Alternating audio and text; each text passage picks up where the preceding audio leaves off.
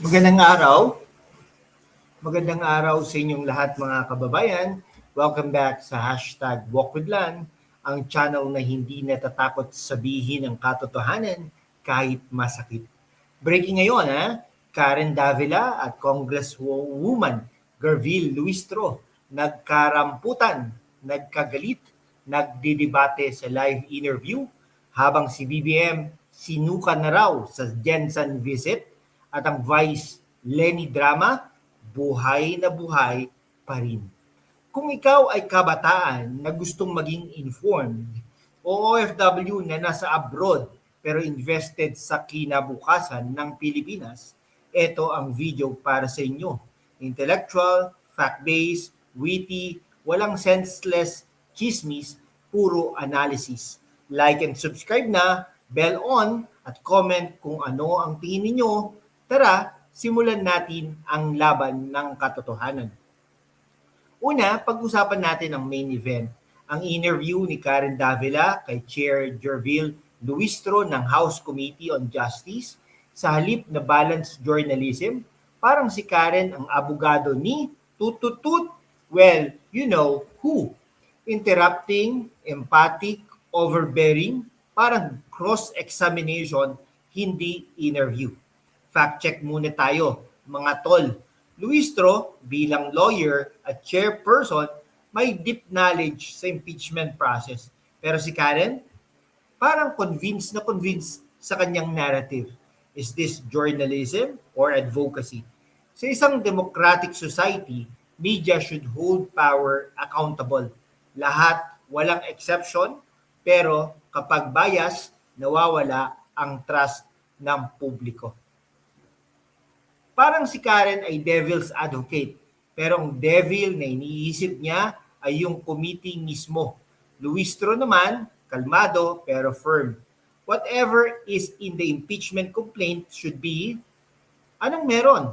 Hidden agenda ba o talagang passionate lang? Sa mga kabataan, youth viewers, tanongin ninyo, paano natin malalaman ang totoong kwento kung ang reporter mismo ang mukhang may side? Ang impeachment process sa Pilipinas ay serious tool against corruption o betrayal of public trust. Pero kapag ginagamit for political vendetta, nagiging circus. Si VP Sara, love her or hate her, due process dapat. Compare natin sa history. Recall Lenny BBM, 2016, VP race drama. Old wounds pa rin, di ba? Si BBM nanalo noong 2022 with overwhelming mandate. Pero ang opposition narrative parang never move on. Critical question, bakit parang ang focus ay always personal drama kaysa sa totoong issues like economy, inflation, jobs for OFWs, education for youth? BBM sa General Santos, aid distribution, Labor Day event, pero may nagsasabi na sinuka na siya. Nahuli kam nga. Ano ba talaga ang nangyari? Sa politika, mga kababayan, every visit may script. Pero para sa ordinaryong Pilipino at OFW na nagpapadala ng pera, ang importante ay results, hindi photo ops. Nasaan ang accountability sa trillion peso issues, infrastructure delays, o public funds? Mga kabataan, OFWs, kayo ang future.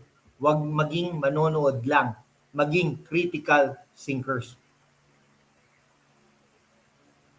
Let's connect the dots. Vice Lenny, old electoral protest. Never again. Narrative versus Karen admin.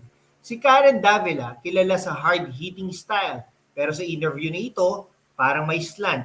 Luistro naman, representing the House, checks and balances in action. Fact-based. Tayo statistics on economy under BBM. Use neutral public data. Peso, inflation trends.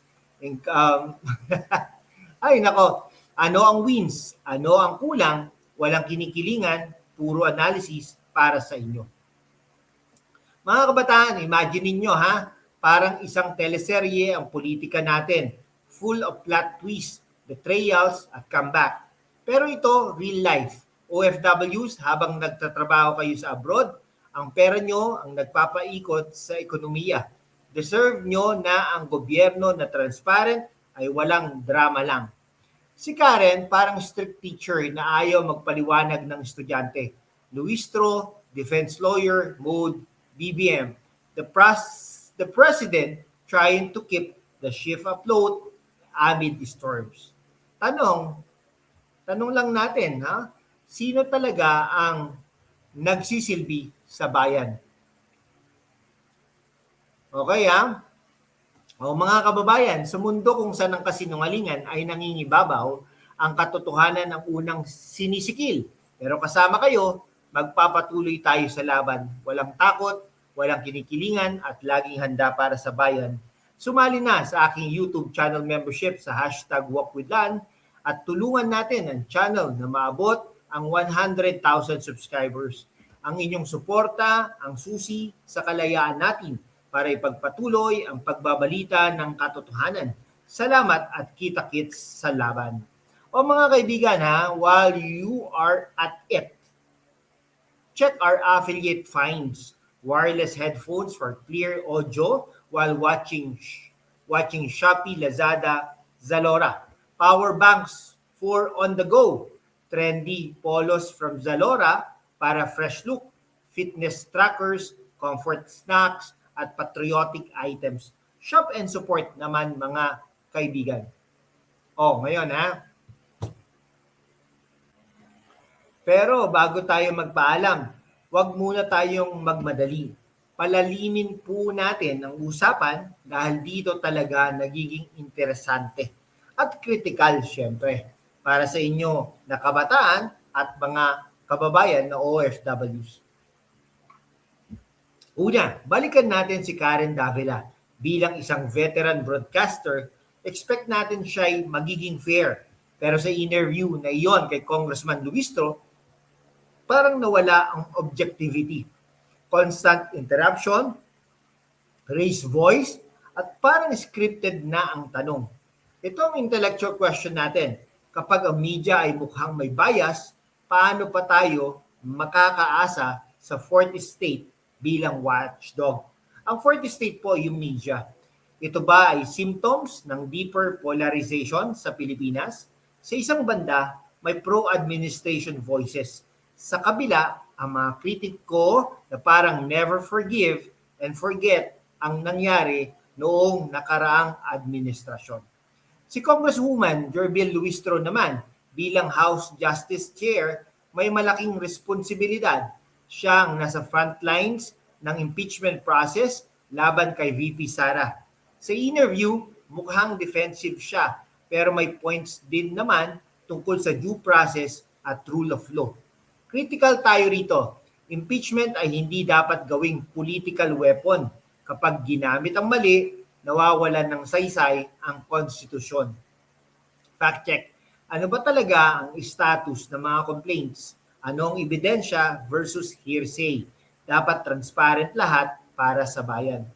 Ngayon, ang BBM sa Gensan, may aid distribution, job fairs, at pulong with locals meetings. Pero may nagsinuka daw na huli sa kamera ang awkward moment o protest. Sa totoo lang, typical political visit yan. May mga benefits, tulong sa mga apektado ng inflation o jobless. Pero tanong ng maraming OFWs, bakit parang paulit-ulit ang ganitong events pero ang systemic problems, high electricity bills, expensive fares, limited opportunities sa probinsya, hindi nawawala. Parang si BBM ay isang CEO ng isang malaking company na may PR team. Pero ang customers, ang mamamayan, ay nagrereklamo pa rin sa service. Lenny Vice drama, classic tale of two narratives. Si Lenny with her angat buhay style, si BBM naman with his strongman continuity. Parehas may supporters, parehas may critics. Ang punto, huwag tayong maging blind followers. Gamitin ang utak, research, cross-check facts from multiple sources. O para naman sa mga kabataan, mga Gen Z at millennials watching, kayo ang 2028 at 2030 voters. Okay? 2028 at 2031 voters. Huwag kayong magpa-impluensya sa TikTok chismis o echo chambers. Basahin ang konstitusyon o nawain ang impeachment rules at tanungin, sino ba talaga ang nagsisilbi para sa inyong future? Education reforms, job creations, digital economy. Para naman sa mga OFWs, mga kababayan dyan sa Saudi, Dubai, Singapore, Hong Kong, Europe, alam nyo ang hirap, ang pera nyo ang backbone ng ekonomiya. Deserve nyo na ang gobyerno na efficient, hindi drama-filled. Kapag may political instability, affected ang remittances at confidence ng investors. Kaya importante ang balance critic. Habang iniisip nyo ito, relax muna. Try the best wireless noise cancelling headphones sa Shopee o Lazada. Perfect para pakinggan ang long-form analysis na ito nang walang ingay sa paligid. Maraming budget options na may 30 plus hours battery. Para sa mga laging on the go, high capacity portable power bank, fast charging, slim design, must have sa biyahe pauwi ng Pilipinas. Trendy casual polos at smart casual shirts sa Zalora. Mukhang presentable sa interviews o dates, pero affordable. Mga ano yan fitness trackers naman, smartwatches para monitor health nyo habang nagwo-work abroad. Balikbayan Box Comfort Foods, snacks at Filipino essentials, treat yourselves at para ipakita ang pagmamahal sa bayan. Philippine flag decals at patriotic phone cases na trending din. All available sa Shopee, Lazada at Zalora. Link sa description. Every purchase helps support independent content like this via affiliate. Magiging hashtag smart shopper kayo habang hashtag informed citizen kayo.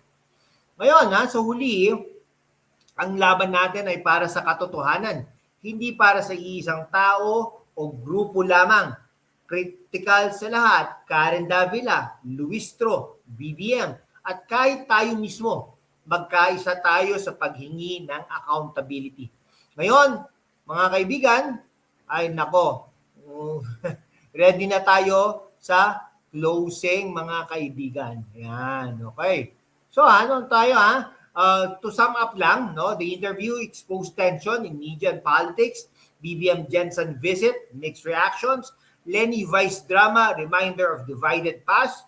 Tayo maging informed, critical at united for better Philippines. Comment down below your thoughts. Next video natin, it's all about politics. Share, subscribe. God bless sa Philippines. Mabuhay po.